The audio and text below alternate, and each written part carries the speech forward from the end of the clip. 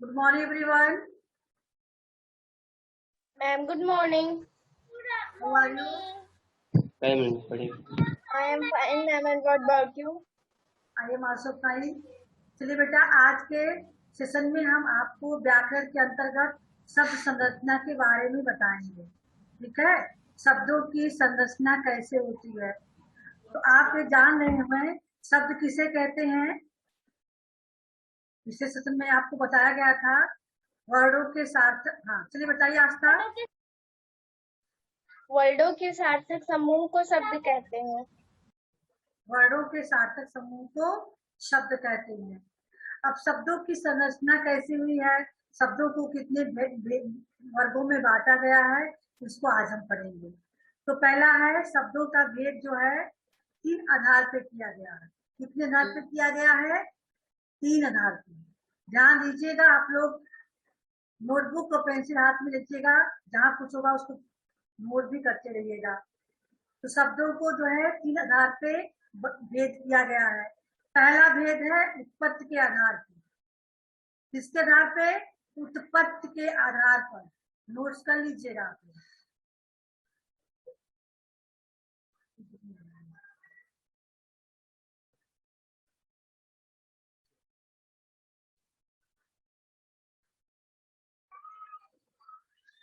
हाँ, तो पहला उत्पत्ति के आधार पे, शब्द के आधार पे राइट किया आप लोग। दूसरा है बनावट के आधार पर, और तीसरा है प्रयोग के आधार पर। ठीक है, तो आज हमें पढ़ना है तीनों। आप लोग नोट्स किए? उत्पत्ति के आधार पे, बनावट के आधार पर, प्रयोग के आधार पर। 3 आधार पे शब्दों को बांटा गया है। तो सबसे पहला भेद आपको पढ़ना है उत्पत्ति के आधार पे, यानी शब्दों की उत्पत्ति कैसे हुई, कौन सा आधार है, इसके आधार पे शब्द के कितने भेद हैं। तो पहला है तत्सम शब्द। इसको आप लोगों ने पिछले क्लास में पढ़ा भी होगा। तत्सम शब्द संस्कृत भाषा के जो शब्द हिंदी में ज्यों के त्यों प्रयोग किए जाते हैं, उन्हें हम तत्सम शब्द कहते हैं। यानी ये सब संस्कृत भाषा के होते हैं, उसमें कोई परिवर्तन नहीं होता है, वे शब्द हिंदी भाषा में भी प्रयोग किए जाते हैं। ठीक है, उन्हें हम क्या कहते हैं? तत्सम शब्द। ठीक है, दूसरा है तद्भव शब्द। तत्सम शब्द जैसे ग्राम, ग्राम, हस्त, अग्नि, हृत, क्या है? ये तत्सम शब्द है। ग्राम का मतलब हुआ गांव, है ना। लेकिन संस्कृत में ग्राम कहते हैं, हिंदी में भी ग्राम कहा जाता है कि नहीं। गांव तो हम तद्भव बना के कह दिए, लेकिन तत्सम शब्द गांव है, जिसको हिंदी में जो के जो प्रयोग किए जाते हैं। हस्त यानी हाथ, तो हस्तलिखित होता है हिंदी में प्रयोग, तो पर्यायवाची के रूप में प्रयोग करते हैं हस्त शब्द का। तो ये आपका तत्सम शब्द है ना। ऐसे ही हम अग्नि, आग कहते हैं, लेकिन पर्यायवाची के रूप में आग को अग्नि का पर्यायवाची मानते हैं ना। तो ये आपका संस्कृत शब्द है, तत्सम शब्द है। दूसरा है आपका तद्भव शब्द। कौन सा शब्द है? तद्भव शब्द। संस्कृत भाषा के वे शब्द जो थोड़ा परिवर्तन करके हिंदी भाषा में प्रयुक्त होते हैं, वे तद्भव शब्द कहलाते हैं। क्या कहलाते हैं? तद्भव, जिनमें हमने कुछ परिवर्तन कर दिया है। संस्कृत भाषा के शब्द जो थोड़ा परिवर्तित हो गए हैं और हिंदी भाषा में प्रयोग किए जा रहे हैं, उन्हें हम तद्भव कहते हैं। जैसे अभी आपने तत्सम पढ़ा, ग्राम, है ना। तो ग्राम तत्सम शब्द है जो संस्कृत भाषा से है, लेकिन उसी का हमने कुछ बदल दिया, बदल कर प्रयोग किया है, तो ग्राम को गांव कह दिया गया। तो गांव शब्द क्या हो गया? नैना, ग्राम शब्द क्या हो गया? माइक ऑन कीजिए। मैम राम शब्द, मैम राम शब्द हो गया। तद्भव या तत्सम?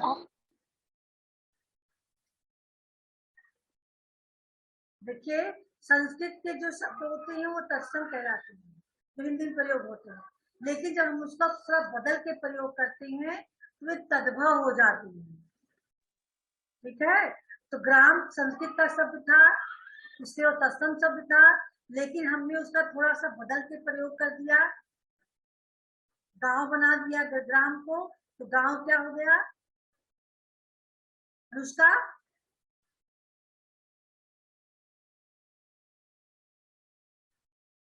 ग्राम, गांव क्या हो गया? तद्भव शब्द हो गया।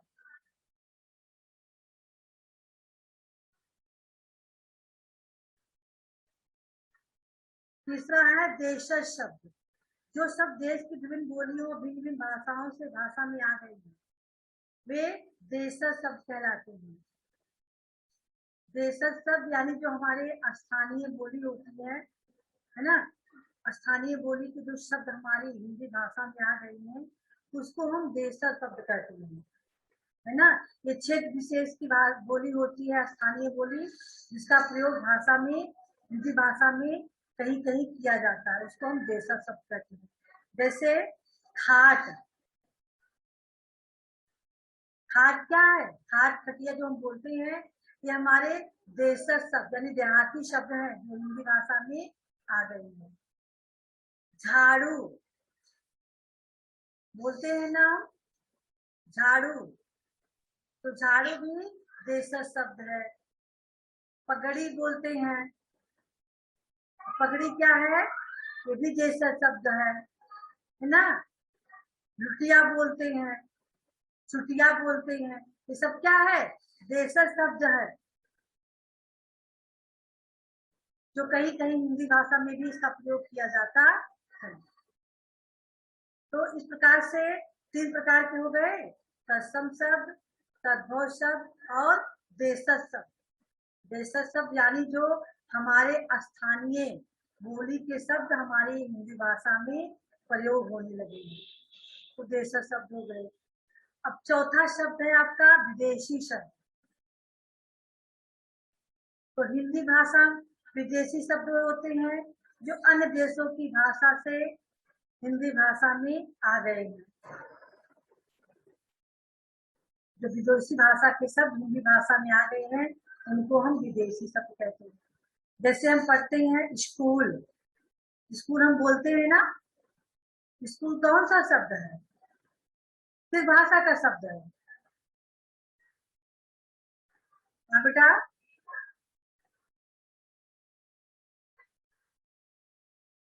अब इतना नहीं बता पाओगे आप लोग, इस भाषा को पढ़ते हो फिर भी? हाँ, आस्था, स्कूल किस भाषा का शब्द है बेटा? स्कूल, स्कूल मैम विदेशी शब्द। विदेशी शब्द है, किस भाषा का है?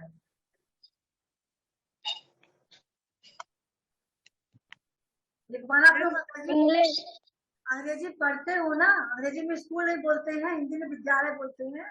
इतना चिल्ला रहे हैं आप, समझ नहीं पा रहे हो, अंग्रेजी भाषा के शब्द हैं। और मदरसा, मैम मदरसा बोलेंगे तो किस भाषा का शब्द होगा? हाँ,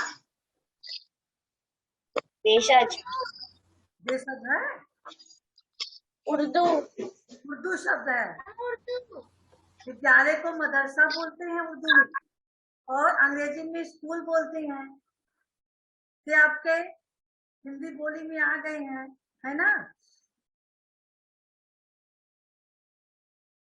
इसके अलावा स्टेशन, रेल बोलते हो ना आप लोग, डॉक्टर, ये क्या शब्द हैं? सारे विदेशी शब्द हैं, अंग्रेजी भाषा के शब्द। रुमाल, रुमाल अंग्रेजी भाषा का शब्द नहीं है, मैम विदेशी, फारसी भाषा का शब्द है रुमाल। अब इसका जो है डिटेल में आप लोग बड़े क्लास में जाओगे तब अलग अलग भाषा के शब्द बताए जाएंगे। अभी आपको केवल समझना है जो विदेशी भाषा से हिंदी भाषा में आ गए हैं, उन्हें हम विदेशी शब्द कहते हैं। जो शब्द अन्य भाषा से हमारे हिंदी भाषा में आ गए हैं, अन्य विदेशी भाषाओं से, उसको हम विदेशी शब्द कहते हैं। किताब भी फारसी भाषा का शब्द है, हिंदी में इसको पुस्तक कहते हैं, है ना।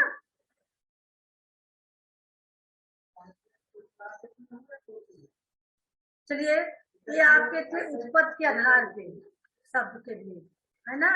दूसरा आपका बनावट के आधार पे शब्द का भी, बनावट के आधार पे है रूढ़ शब्द, यौगिक शब्द और योग रूढ़ शब्द। बनावट के आधार पे, उत्पत्ति के आधार पे कौन कौन से भेद थे बेटा, अभी आपको जो पढ़ाया गया है।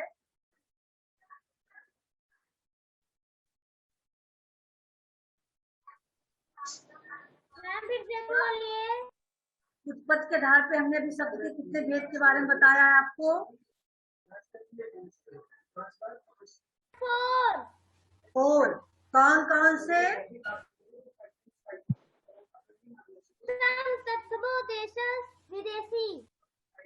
तत्सम शब्द जो नहीं राइट किए राइट कर लेंगे। तत्सम शब्द, तद्भव शब्द, देशज शब्द और विदेशी शब्द, ये आपके उत्पत्ति के आधार पे शब्दों के भेद हैं। तत्सम शब्द है जो संस्कृत भाषा के शब्द हिंदी में जो के त्यों प्रयोग किए जाते हैं, उन्हें हम तत्सम शब्द कहते हैं।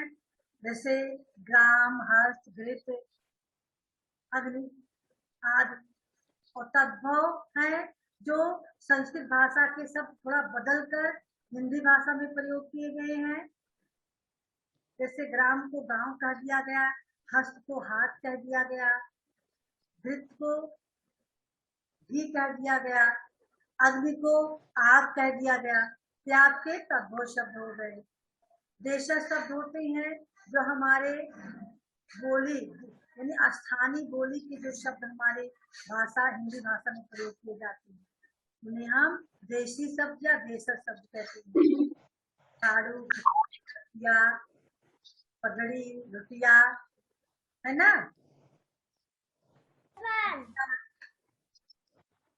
क्या है आपका, ये सब देशी शब्द है। और चौथा है विदेशी शब्द, जो विदेशी भाषाओं से हिंदी भाषा में प्रयोग होते हैं वो विदेशी शब्द कहे जाते हैं। जैसे station, rail, school, pencil, rubber, pencil, eraser आप लोग बोलते हो ना, ये सब क्या है, सब अंग्रेजी भाषा के शब्द हैं। रुमाल उर्दू भाषा के शब्द, तो ये सारे शब्द आपके विदेशी शब्द माने जाएंगे। ठीक है, तो ये चार आप लोग ध्यान दीजिएगा, ये उत्पत्ति के आधार पे है। दूसरा है आपका बनावट के आधार पर। पहला उत्पत्ति के आधार पे था, दूसरा बनावट के आधार पे शब्द के भेद। बनावट के आधार पे शब्दों को हमने 3 भागों में बांटा है। उत्पत्ति के आधार पे 4 भाग थे, लेकिन बनावट के आधार पे शब्दों के 3 भाग हुए हैं। पहला रूढ़ शब्द, दूसरा यौगिक शब्द और तीसरा योग रूढ़ शब्द। यौगिक शब्द पहले हम देखते हैं रूढ़ शब्द। रूढ़ शब्द बेटा वे होते हैं जिन ऐसे शब्द जिनके हम टुकड़े नहीं कर सकते हैं, उन्हें हम रूढ़ शब्द कहते हैं। अगर हम उसको टुकड़े कर दे तो उसका कोई जो है अर्थ नहीं आएगा। जैसे फूल है, फूल को हमने टुकड़ा किया, विभाजित किया, फू और ला, तो अलग अलग कर दिया तो कोई अर्थ निकल रहा है इसका, नहीं निकल रहा है ना। यह रूढ़ शब्द है। पानी, पानी हमने ले लिया, यानी इसका प्रयोग प्राचीन काल से होता आ रहा है, इसको हम टुकड़े नहीं कर सकते हैं। अगर हम इस शब्द को टुकड़े कर दिए तो उसका कोई अर्थ नहीं निकलेगा, उसे हम रूढ़ शब्द कहते हैं। पानी, आग, खाना, फल, चूर, कुर्सी, मेज, जो वस्तुओं के नाम हैं या कोई फलों का नाम हो, है ना। अगर हम उनके टुकड़े कर देंगे तो उसका सार्थक अर्थ नहीं निकलेगा, सार्थक या निरर्थक कुछ भी अर्थ नहीं निकलेगा, ठीक है। तो उसे हम रूढ़ शब्द कहते हैं। समझ में आया? रूढ़ शब्द किसे कहते हैं बरखा? रूढ़ शब्द क्या होगा बेटा? कितने लोग को समझ में आ गया? हाँ शिवान्या बताइए बेटा। मैम जिन शब्दों को क्या सकते हैं?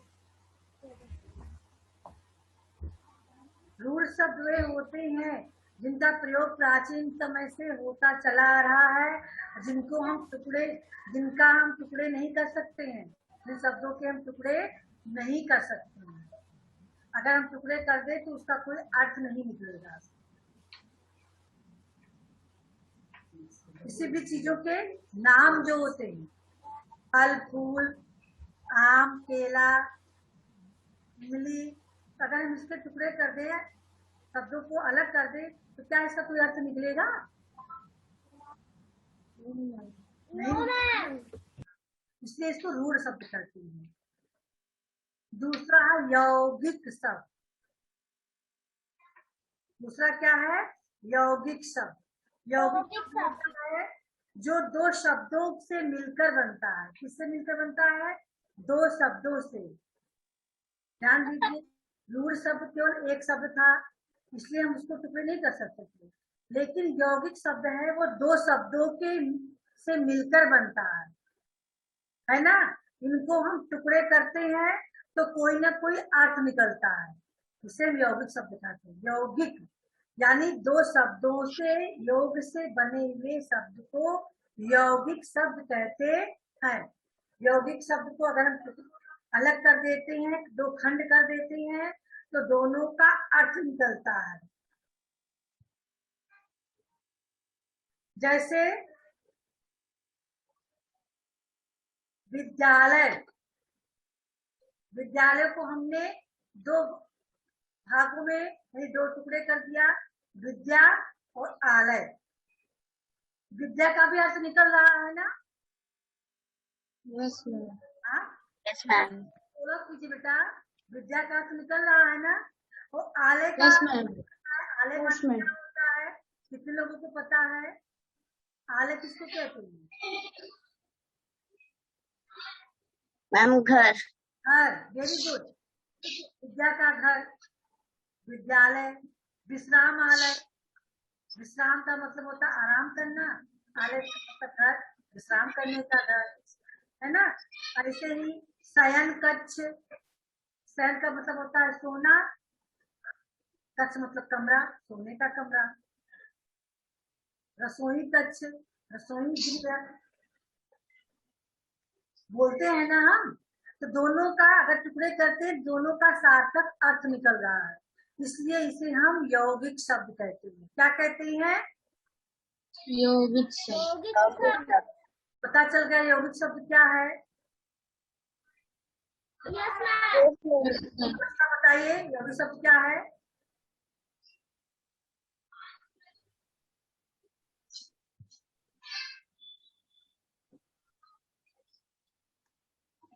बताइए बेटा। मैडम राजपाल आप बताइए। यौगिक शब्द जो शब्द मेल से बनते हैं, यदि यौगिक शब्द के खड़ किए जाए तो वह प्रयोग का कोई न कोई अर्थ निकले, उसे यौगिक शब्द कहते हैं। शिवान्या आप बताइए।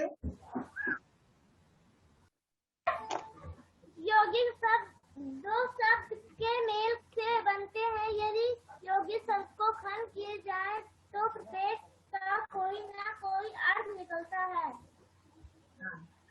यौगिक शब्द दो शब्दों के मेल से बनते हैं, अगर इनको हम अलग कर दे तो दोनों शब्दों का कोई ना कोई अर्थ निकलता है। विद्यालय, विश्रामालय, शयन कक्ष, रसोई गृह, भोजनालय, रेलवे स्टेशन, है ना। दोनों अलग अलग है ना, दोनों अर्थ निकल रहा है। दूसरा हो गया। तीसरा आपका है योग रूढ़ शब्द। क्या है? योग रूढ़ शब्द। इसमें क्या आता? योग रूढ़ शब्द भी दो या दो से अधिक शब्दों की योग से बनते हैं और किसी विशेष अर्थ को प्रस्तुत होते हैं।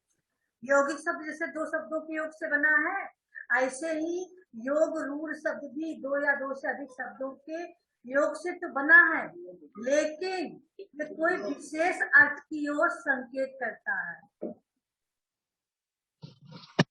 विशेष अर्थ की ओर संकेत कर रहा है। अगर हम उसके टुकड़े करें तो अर्थ निकलेगा, लेकिन जो अर्थ निकलेगा वो किसी तीसरे विशेष शब्द की ओर संकेत कर रहा होता है। जैसे हिमालय, हिमालय शब्द हम कह रहे हैं, हिमालय का हमने विच्छेद कर दिया, शब्द विच्छेद कर दिया। हिम और आलय दो शब्द है ना, हिम धन आलय, हिम प्लस आलय। हिम का मतलब क्या होता है? हिम मीन्स बर्फ। हिम का मतलब होता है बर्फ। आलय का मतलब सबको पता है, क्या है? घर। आज आस्था आपकी माइक में कुछ कमी है क्या? आपकी आवाज नहीं हो पा रही है। हाँ, तो हिम का मतलब बर्फ, आलय का मतलब घर। लेकिन जब हिमालय हम बोलते हैं तो हमारे मन मस्तिष्क पर कौन सी छवि आती है? क्या हम सोचते हैं हिमालय जब बोलते हैं तो किसके बारे में सोचते हैं? क्या हम बर्फ का घर सोचते हैं? नहीं। हिमालय जब हमारे मुंह से निकलता है तो हिमालय पर्वत की तस्वीर हमारे सामने आ जाती है कि नहीं? योग रूढ़ शब्द होते हैं जिनके हम टुकड़े कर सकते हैं, उन टुकड़ों का अर्थ भी है, लेकिन विशेष अर्थ की ओर संकेत करता है। हिमधन आलय, हिम का मतलब बर्फ, आलय का मतलब घर, दोनों का अर्थ निकल गया, लेकिन यह किसी तीसरे अर्थ की ओर संकेत कर रहा है, अर्थात हिमालय पर्वत की ओर संकेत कर रहा है, हिमालय को। ठीक है। ऐसे ही जलज, जलज का सबको पता है, जलज मीन्स क्या होता है? क्या है, किसी को पता है? जलज नहीं ना। अब जलज को वर्ड विच्छेद, शब्द विच्छेद कीजिए, क्या होगा?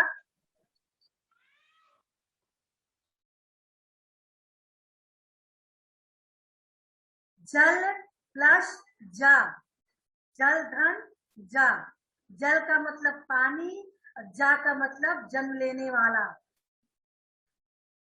जल शब्द किसी का पर्यायवाची भी है बेटा, आप लोग भूल रहे हो।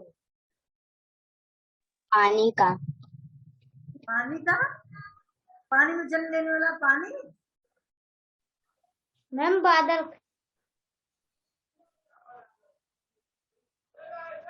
पढ़ाते समय आपको हमने ग्रीन बोर्ड पे जलद, जलज और जलध तीनों में अंतर बताया था।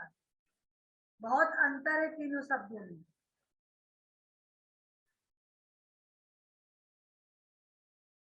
जल मतलब पानी, जा का मतलब जन्म लेने वाला, पानी में जन्म लेने वाला यानी पानी में उत्पन्न होने वाला।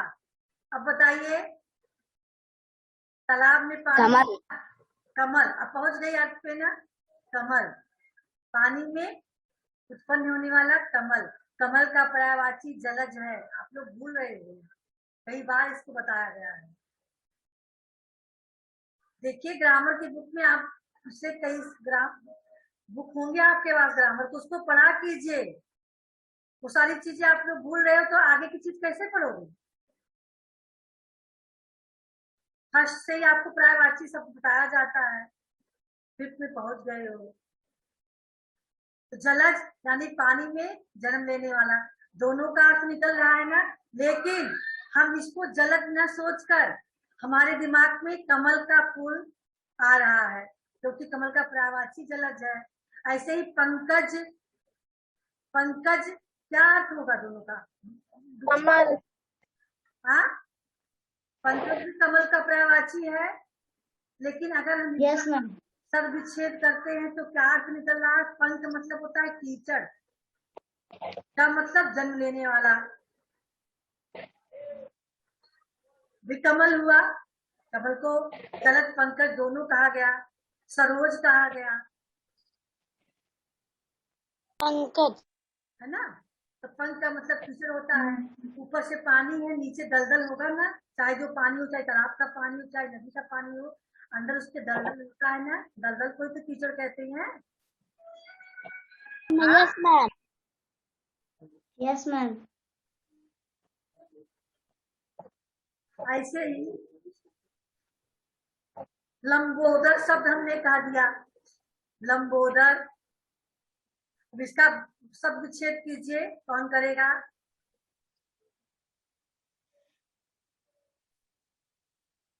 मैम वर्ड फिर से बोलिए। लंबोदर या गजानन, गजानन का मैम लंबा है जिसका अर्थात गणेश जी। लंबोदर का हमने किया लंबा प्लस उदर, तो विच्छेद क्या होगा? लंबा प्लस उदर। लंबा का मतलब बड़ा, लंबा, उदर का मतलब होता पेट, मतलब बड़े पेट वाले। तो जब हम इस लंबोदर कह रहे हैं तो हमारा दिमाग कहाँ पहुंचा है? गणेश जी के पास, उनका पेट लंबा सा है, बड़ा सा है ना। गजानन बोल रहे हैं, तब गज का मतलब होता है हाथी, आनंद का मतलब होता है मुख। तो हाथी जैसा मुख किसके पास है? मैम गणेश जी के पास। जिसका अर्थ निकल रहा है ना। Yes ma'am. तो कौन सा शब्द हुआ यहाँ पे? योग रूढ़, क्योंकि बहुत पुराने समय से ही इन शब्दों का प्रयोग होता आ रहा है, इनका टुकड़े करते हैं, सार्थक अर्थ भी निकलता है, लेकिन किसी विशेष अर्थ के रूप में इसका प्रयोग किया जाता है। बीड़ा पार, यस मैम। बीड़ा पार क्या होगा? बीड़ा पार कहते हैं तो कौन सा अर्थ में आपका प्रयोग होगा? ये किसकी ओर संकेत कर रहा है बीड़ा पार? बताइए, बीड़ा पार किसकी ओर संकेत कर रहा है? लक्ष्मी जी की ओर। लक्ष्मी जी। अतुल, क्या हो रहा है? मोबाइल एक जगह रख के बैठिए, सबसे देख रहे मोबाइल घुमा ही रहे हो तुम। हाँ, सोना हो तो जाके ग्लास बंद करके जाके सो, फॉर्मेलिटी पूरा करने के लिए यहाँ मत बैठो। हाँ, तो क्या बीड़ा पार बोल रहे थे? किसकी ओर संकेत करा? लक्ष्मी जी की ओर। किसने कहा बेटा? लक्ष्मी जी के हाथ, लक्ष्मी जी के हाथों में बीड़ा पार नहीं है, सरस्वती जी की ओर। सरस्वती जी की विशेष अर्थ में प्रयोग। बीड़ा पार हम उसका पर्यायवाची के रूप में प्रयोग करते हैं, सरस्वती जी के। तो विशेष अर्थ निकल रहा है ना, वैसे हम शब्द का अर्थ निकालते हैं तो बीड़ा मतलब बीड़ा, पार का मतलब हाथ, बीड़ा और हाथ निकल रहा है। लेकिन तीसरा अर्थ क्या निकल रहा है? सरस्वती जी की पर्यायवाची है। तो ये आपके हो गए योग रूढ़ शब्द। अब आप बताइए, बनावट के आधार पे शब्दों को कितने भेद किए गए हैं? अभी अभी पढ़ेंगे।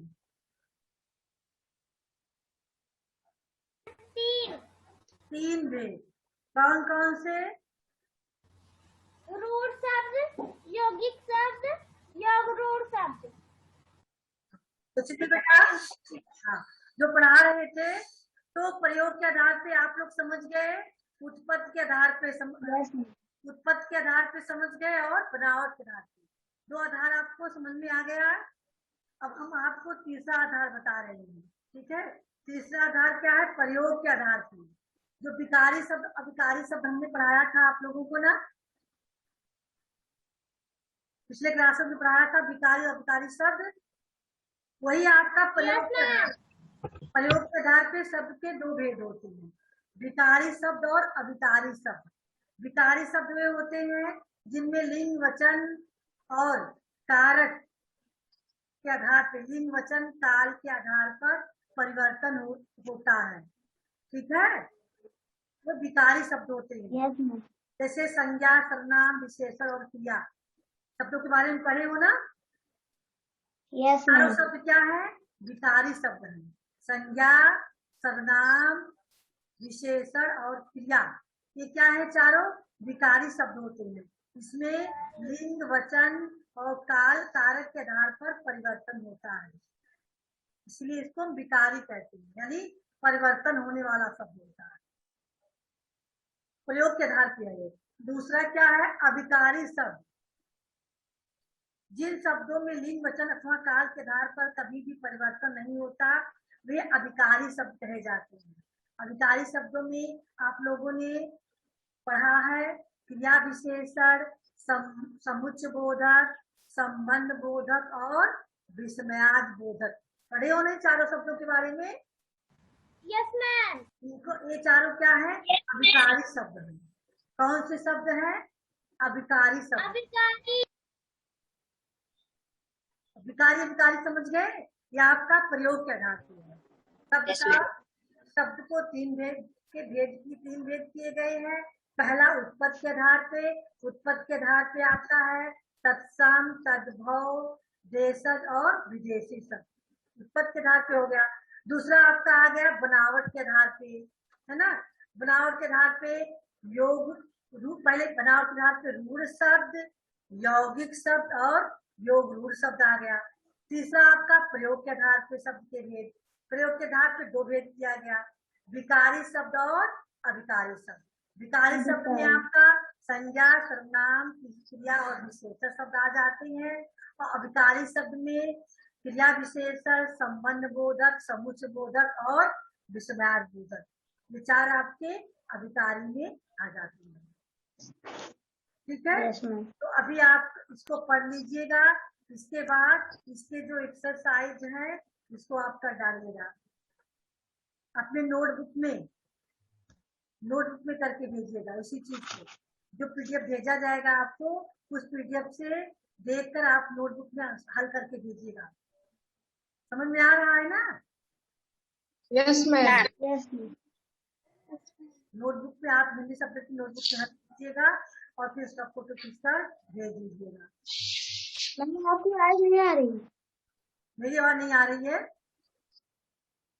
आपकी आवाज आ रही है। आपकी आवाज आ रही है। ठीक है, और किसी को कुछ पूछना है? चलिए 3 मिनट का समय है। चलिए ममता बताएंगे शब्द के कितने भेद किए गए हैं बेटा? ममता?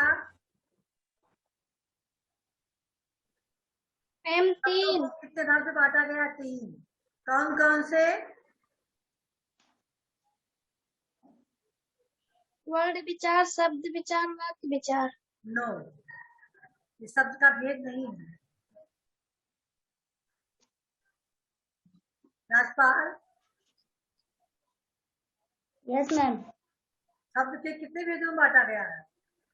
किस आधार पे बांटा गया है शब्द को? उत्पत्ति के आधार पर, बनावट के आधार पर, प्रयोग के आधार पर। उत्पत्ति, बनावट, प्रयोग, 3 आधार है। कौन कौन से? उत्पत्ति, बनावट और प्रयोग। प्रयोग। उत्पत्ति के आधार पे शब्द के कितने भेद किए गए हैं आज तक?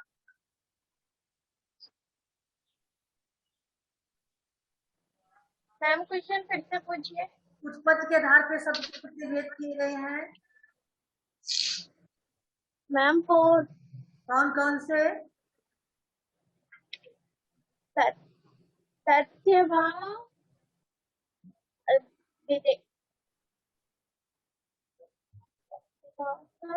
विदेशी शब्द,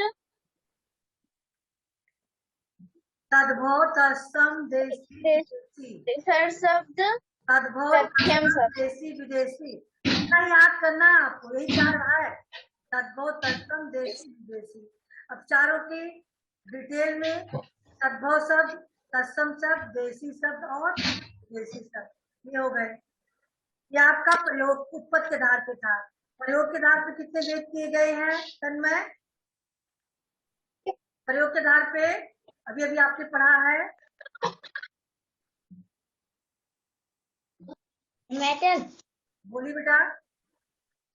विकारी, अवकारी। प्रयोग के आधार पे नहीं है बना। हाँ, प्रयोग के आधार पे विकारी विकारी है। बनावट के आधार पे कौन कौन सा होगा? रूढ़ शब्द, अयोगित, योग रूढ़ शब्द। रूढ़ शब्द, यौगिक शब्द और योग रूढ़। योग के रूढ़ आधार शब्द। पे, बनावट के आधार पे, प्रयोग के आधार पे। उत्पत्ति के तद्भव तत्सम देशज विदेशी, बनावट के रूढ़ यौगिक योग रूढ़, प्रयोग के आधार पे विकारी अभिकारी। ठीक है, इसको आप लोग डिटेल में पढ़िएगा और इसके एक्सरसाइज को कंप्लीट करके भेजिएगा। किसी को कुछ पूछना है? No ma'am.